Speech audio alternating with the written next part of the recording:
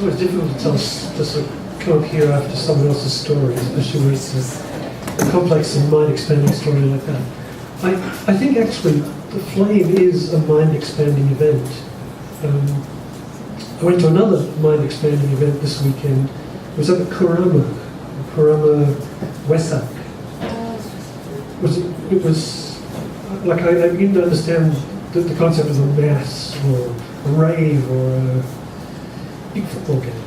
Those kind of things where people meld together. There's a beautiful thing about this festival. Everyone, when you get there, is given a candle. It's a little red candle. It's in a glass. It has a paper thing around it that keeps the wind off it. But it's not lit. Okay, everyone has these unlit candles. And we're waiting around. And there's a 90-year-old lady chanting, and there's Theravada priests from Sri Lanka. It's an amazing... It's full moon night. That's the purpose. It's up there on the mountain in Kurama. And you get to see the moon come up. And at a certain point, they bring out a flame. And the flame is transferred to another candle. And then it's transferred and it divides, it multiplies. People light each other's candles, illuminate each other. And eventually there are 1,000 people holding these candles.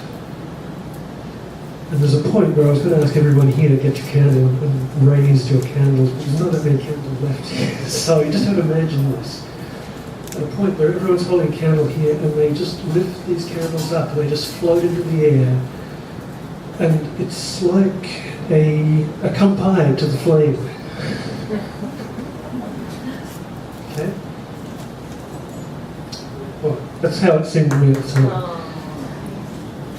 Which is, yeah, okay. So I have a little story that comes from Kurama, which I was going to read to you. I know it says unscripted, but do you want to hear this little story if it comes from Kurama? Okay. Thank you.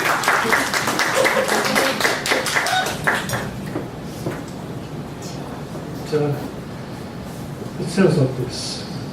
It's called In the Eternal Now. It comes from the Kyoto Journal. It was the transience issue. I'll tell you a little more about that later. In the eternal now, overlooking Kyoto from his sacred mountain, one hand shading his eyes against the southern sun, the Bishamon 10 of Kurama has seen it all. Purple dawns, golden sunsets, the habitual arcs of moon and planets, seasons of rice planting, harvests, fire festivals, bamboo cutting, typhoons, floods, earthquakes, unimaginable change, eternally fresh hopes, lost opportunities, triumphs, grief, every human passion. Through the reign of 75 Japanese emperors, he's been a witness to the slow, cyclic flowering of successive generations of exquisite cultures and their destruction, and flames, and civil war, new enthusiasms, neglect.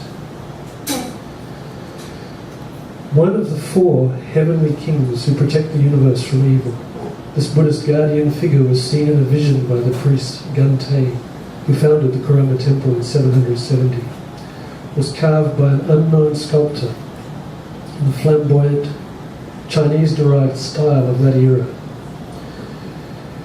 His breastplate, once radiant centuries ago, bears an implacable visage, capable of down-facing malevolence in any form. His outer robes swirl in a wind seemingly generated by his own concentrated energy, frozen in time. But it's the intensity in his face that compels you to enter his long moment of stillness and look more closely. Over nearly 2 decades, well, actually it's 3 now, I've hiked up to visit this national treasure sculpture more times than I can remember.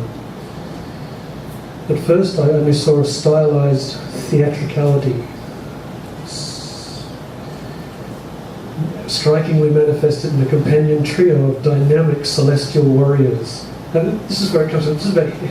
Tonight's story is about heroes. So what is more of a superhero than a Buddhist guardian gate figure?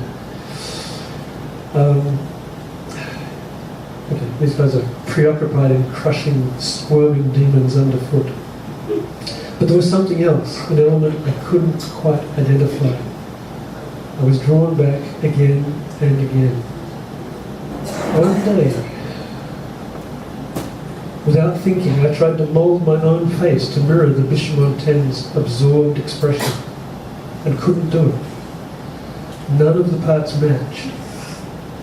And that is how I discovered the genius of that anonymous Heian master sculptor, who combined so precisely more contradictory emotions than any human countenance could ever express in a single instant. Sometimes, Kurama Bishamonten seems about to burst into raucous laughter, is simultaneously just a blink away from bitter tears. Devastatingly fierce, achingly gentle, enraptured, profoundly bored. Appears to listen, bow clenched in a migraine slash, lips as lightly relaxed as a sleeping baby's. Tireless energy, bone weariness, selfless humility, righteous rage, all in absolute focus. So many states of mind, all at once, in one face, one diamond-faceted consciousness. Our everyday human emotions seem as simple as elementary math. It's addition, subtraction, dualities, polarities, happy, sad, angry, peaceful.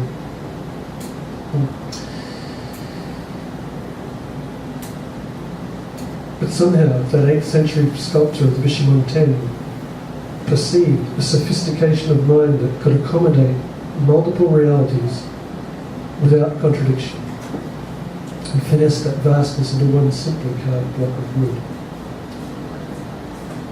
Face to face with the Kurama Bishamonten, you could begin to feel what it would be like to find yourself in the presence of a living guardian deity, embodying complete understanding of the complex human heart, thereby an infinite compassion in the eternal now.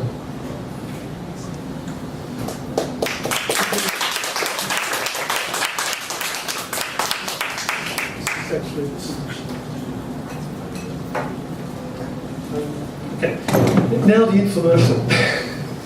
As I said, this was our issue number 50. John Anderson over here, founder of Kyoto Journal. We've been working together for, it turns out to be something like 27 years now, making Kyoto journals. It's been a wonderful experience. Continues to be a wonderful experience.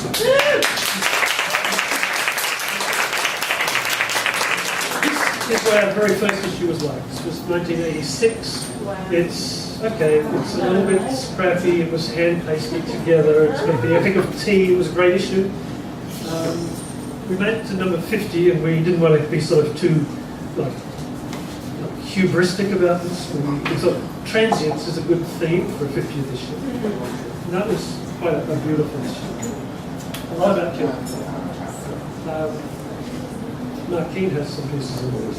By the time we got to 75, we were like this. It was amazing colour. This was a big special that we gave away at the COP10 conference in Nagoya on biodiversity. That was our last print issue. We, through various circumstances and family feuding within a certain within a company that was supporting us, we lost our sponsor. We've been underground for about 2 years, plotting our return to public life as a published English language, all volunteer produced quarterly magazine. We've now become an NPO, we're registered. We have a bank account, we have a PayPal account, and we have a brand new website which a whole lot of people have worked amazingly on to produce. And as of this morning, we have released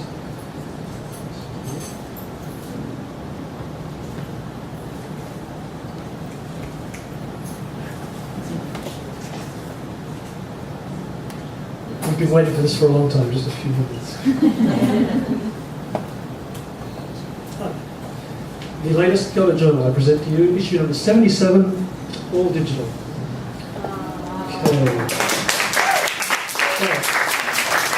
Most of this is John Anderson's work. He's been the coordinator of putting all this together. I've been kind of selecting text and doing a bit of line editing and stuff, you know, but John has done all the work to make this a reality. So let's give John a big hand.